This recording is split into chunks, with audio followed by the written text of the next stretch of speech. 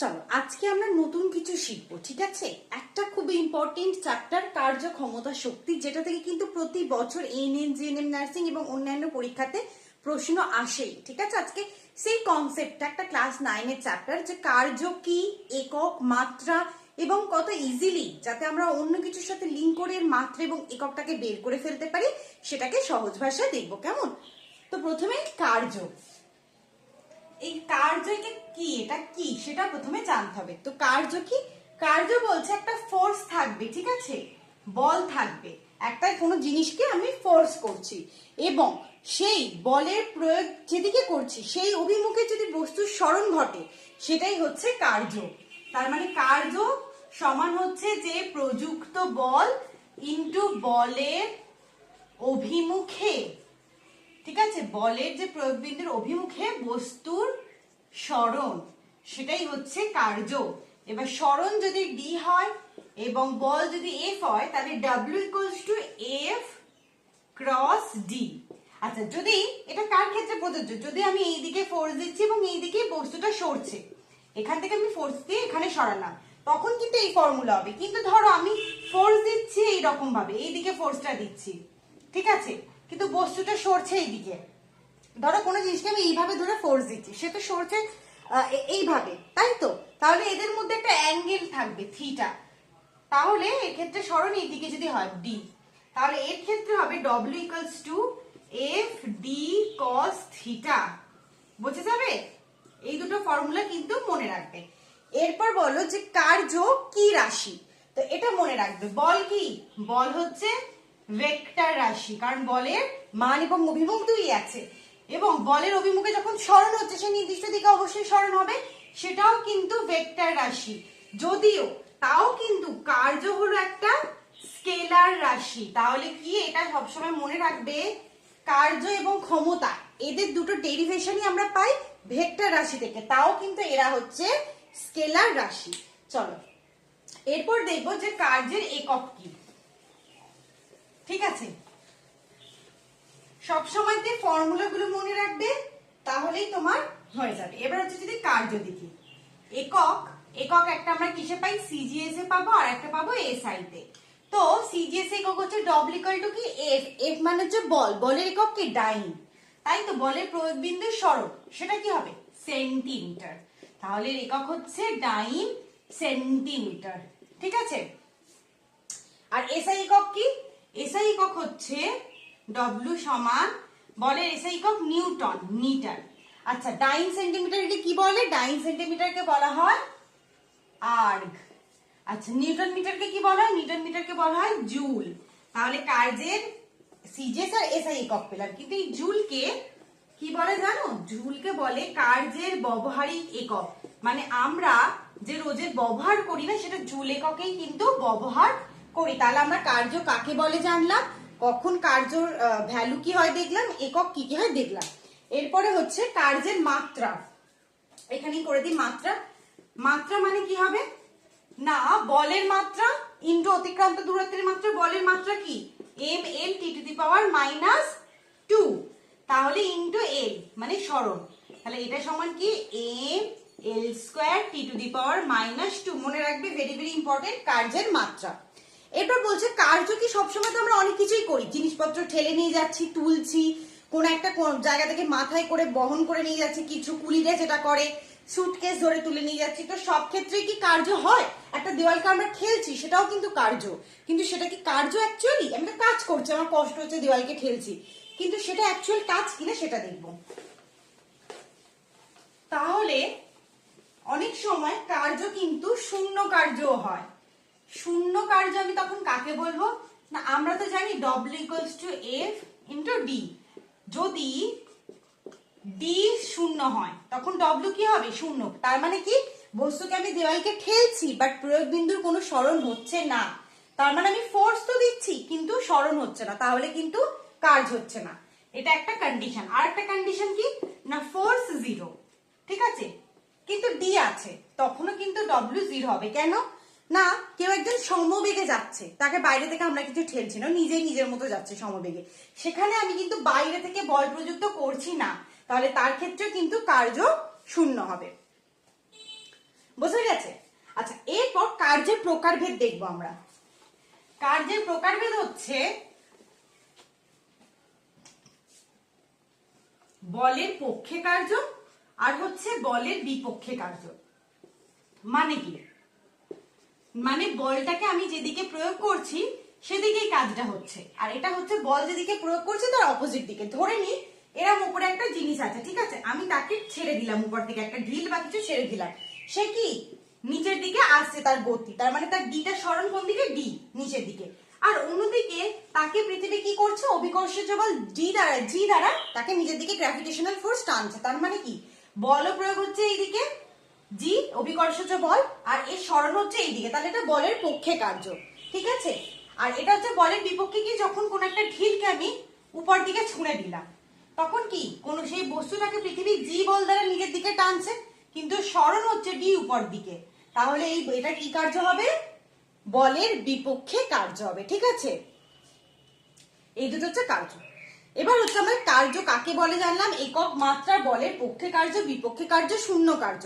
এবারে হচ্ছে যে কখন কার্য জিরো হয়। এবারে আমরা জানবো যে কখন আমরা কাজ করি কিন্তু তাও কাজের মান পাই না, ঠিক আছে।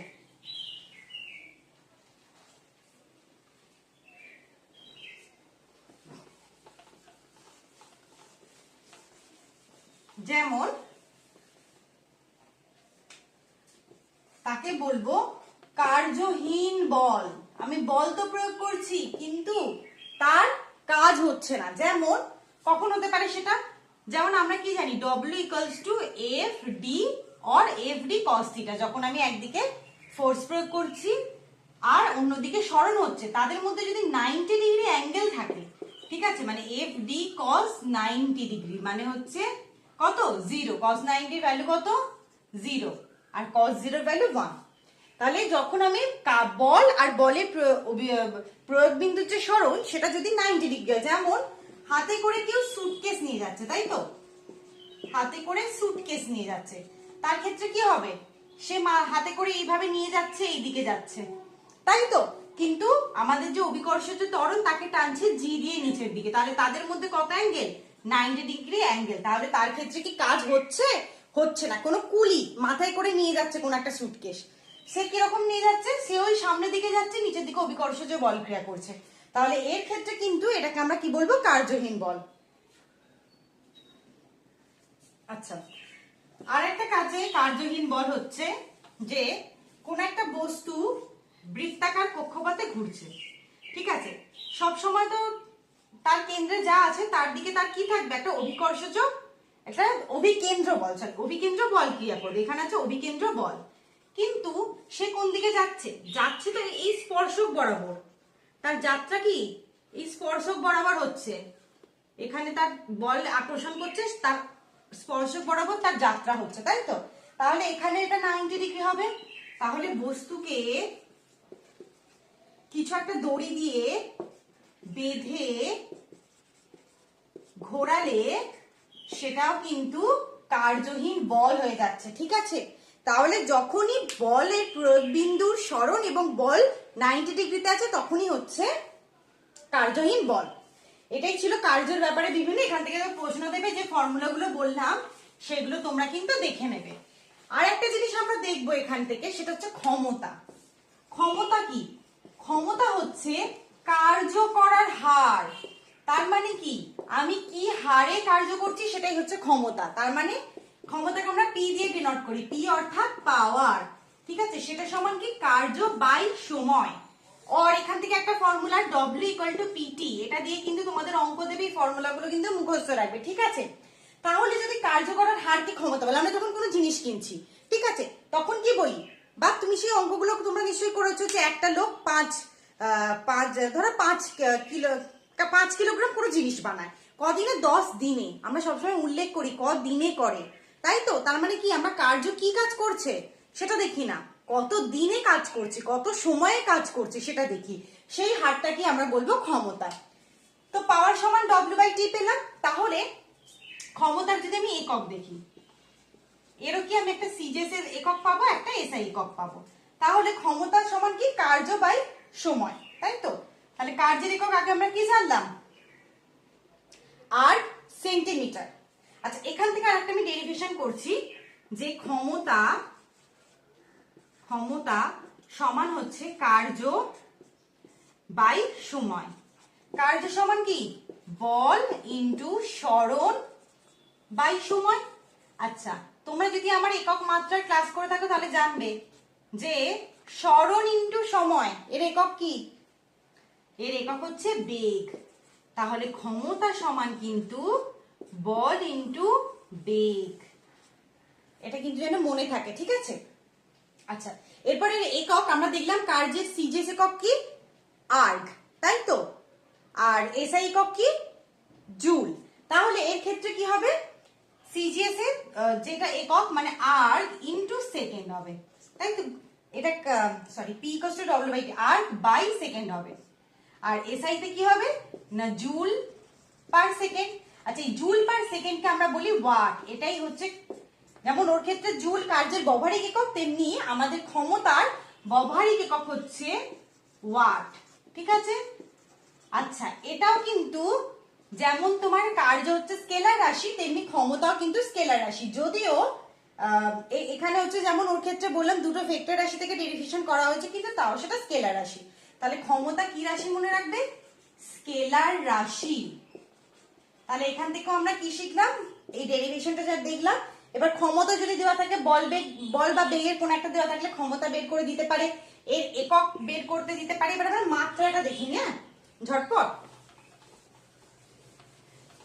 আচ্ছা, তাহলে ক্ষমতার মাত্রা কি হবে? ক্ষমতা সমান কি দেখলাম আমরা? ওয়ার্ক বাই টি, পি সমান। তাহলে ওয়ার্ক সমান কত আমরা দেখেছিলাম? M L square T to the power minus 2 by T. তাহলে কত হলো? M L square T to the power minus 3। Important, এটা হচ্ছে ক্ষমতার মাত্রা। আচ্ছা, একটা খুবই সম্পর্ক যেটা সবসময় মনে রাখবে, আর্গ আর জুলের সম্পর্ক। 1 জুল, 1 জুল সমান 10 টু দি পাওয়ার 7 আর্গ, আর 1 নিউটন সমান 10 টু দি পাওয়ার 5 ডাইন। ঠিক আছে? এই দুটো কনভার্সন পরীক্ষার জন্য খুবই ইম্পর্টেন্ট। এই দুটো কনভার্সন কিন্তু মনে রাখবে। তাহলে আজকে আমরা পুরোটা কি জানলাম? কার্য কাকে বলে, ক্ষমতা কাকে বলে, এদের মাত্রা, এদের একক, এগুলো সব জানলাম। আমরা কিন্তু এই চ্যাপ্টারটা হয়ে গেলে, শক্তিটা একটু বড় আছে তো ওই জন্য পরের দিন করব। তো ওটা হয়ে গেলে এ থেকে কিন্তু আমরা প্রশ্ন উত্তর করব যেগুলো পরীক্ষাতে আসে, ঠিক আছে? তো আজকে আমাদের এই অবধি ছিল পড়াশোনা। তোমরা ভালো থাকো, সুস্থ থাকো, আর আমার পড়ানো ভালো লাগলে অবশ্যই চ্যানেলটাকে লাইক, শেয়ার, সাবস্ক্রাইব করে দিও।